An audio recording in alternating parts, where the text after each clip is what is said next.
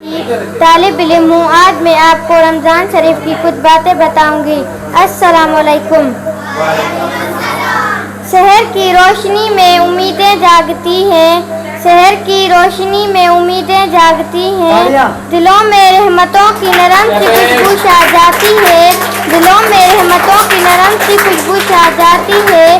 بھوک پیاس سے کر بندہ رب کی طرف آتا ہے. بھوک پیاس سے کر بندہ رب کی طرف آتا ہے. نفس کو جیت کے وہ قرب ہوا پاتا ہے. نفس کو جیت کے وہ قرب ہوا پاتا ہے. روزے رکھنا اللہ کا حکم ہے. قرآن مجید میں اللہ تعالیٰ فرماتا ہے کہ تم پر روزے فرض کیے گئے ہیں تاکہ تم نیک بنو. روزہ گناہوں سے بچاتا ہے. روزے کے ذریعے انسان غریبوں یتیموں کی بھوک محسوس کر سکتا ہے. روزہ عبادت ہے جس کی جزا اللہ تعالیٰ قیامت کے دن خود دے گا. نہ شکایت نہ گلہ بس صبر کی زبان.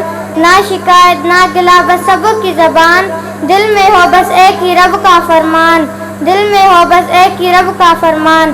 یہ روزہ فقط بھوکا رہنا نہیں. یہ روزہ فقط بھوکا رہنا نہیں. یہ دل کو پاک کرنا ہے نفس سے لڑنا کہیں. یہ دل کو پاک کرنا ہے نفس سے لڑنا کہیں. جنت میں ایک دروازے کا نام ریان ہے جہاں سے صرف روزے دار ہی گزریں گے. روزے دار کے منہ سے آنے والی بو اللہ تعالیٰ کو مشک کی خوشبو سے بھی زیادہ پسند ہے. روزے میں حلال چیزوں کو اپنے اوپر حرام قرار دے کر مسلمان اللہ تعالیٰ کی اطاعت کا ثبوت دیتے ہیں.